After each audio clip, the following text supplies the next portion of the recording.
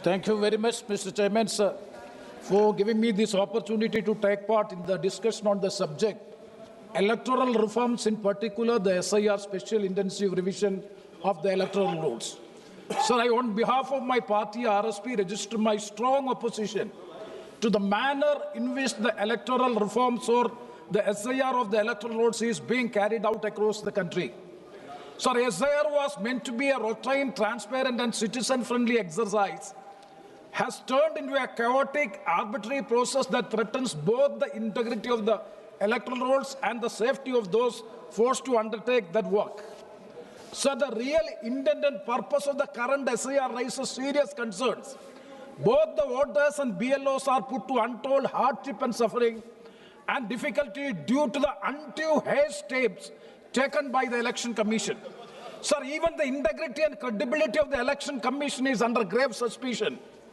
Sir, may I remind this House that the first and foremost important function of the Election Commission is to conduct the election free, fair and fear-free election, preserving the ethos of the democratic fabric of our country. Sir, the basic foundation of the ethos of the democracy is the individual voter. So, in such a democratic exercise, even one misplaced vote or one duplicate vote or one lost vote is adversely affecting the basic roots of our democratic fabric.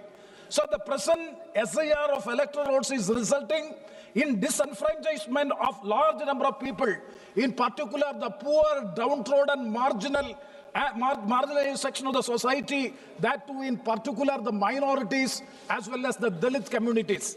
So the 2 points I would like to highlight, that the first one is regarding the moral accountability of the Election Commission. So the moral accountability of every single entry in the electoral roll lies with the Election Commission of India. But today that accountability is in question. Sir, when the leader of opposition, Sri Rahul Gandhi, has asked the legitimate questions regarding the electoral process by the Election Commission, what the Election Commission has said, it is the responsibility of the Election Commission to answer all the queries made by the leader of opposition. That is the responsibility of the Election Commission with full transparency and accuracy that has to be answered.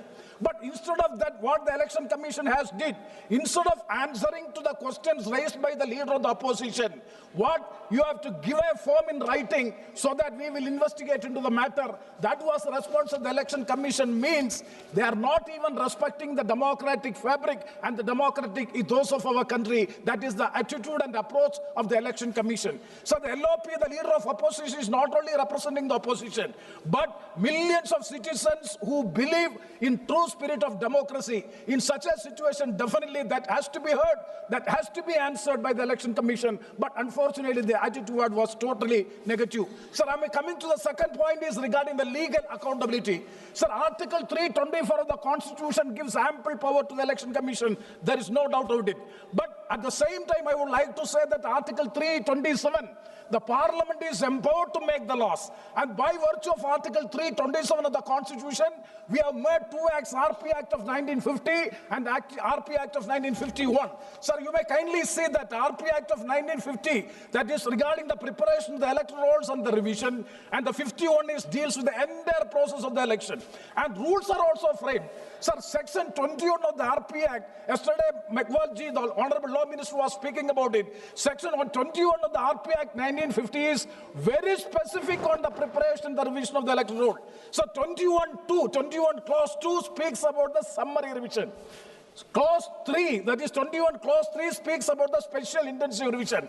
And Rule 25 of the registration of electors rules 1960, that is also speaks about the revision of rules. Sir, if you closely examine and scrutiny the above said provisions of the Constitution, the Act and the rules framed there, it is crystal clear that it is mandatory to do the summary revision before every election. Summary revision has to be done before every election. But the intensive revision is optional. The Election Commission can fix any time, determine any time, I do agree. But at the same time, if you go through all these provisions, the rules, Act is specific and envisages that the intensive revision has to be done when the election is not due. That is the spirit and the letter of the provisions of the Constitution as well as the RP Act and the rules framed thereunder. Sir, coming to that point, what is now the Election Commission is doing in Bihar, in Kerala, in West Bengal, in Tamil Nadu, that is this intensive revision is being done when the election is due. It is not proper. It is against the letter and the spirit of the RP Act, which was passed by the Parliament and the rules framed thereunder. So I would like to say that the act and the approach of the Election Commission is not fair, not legal. They are doing a wrong thing. Intensive revision is okay, but it's not at the time of the election. It is not at the time of the general election. That is the point. So regarding the powers of the Election Commission, the last point. So it is a misconception that the Constitution has provided unfettered authority and powers to the Election Commission. The Election Commission is not an extra. The Election Commission is not having any extraordinary authority. And if you see that, they can exercise the powers only when there is no statutory laws. So two cases I would like to cite: Mohinder Singh Gill versus Chief Election Commissioner,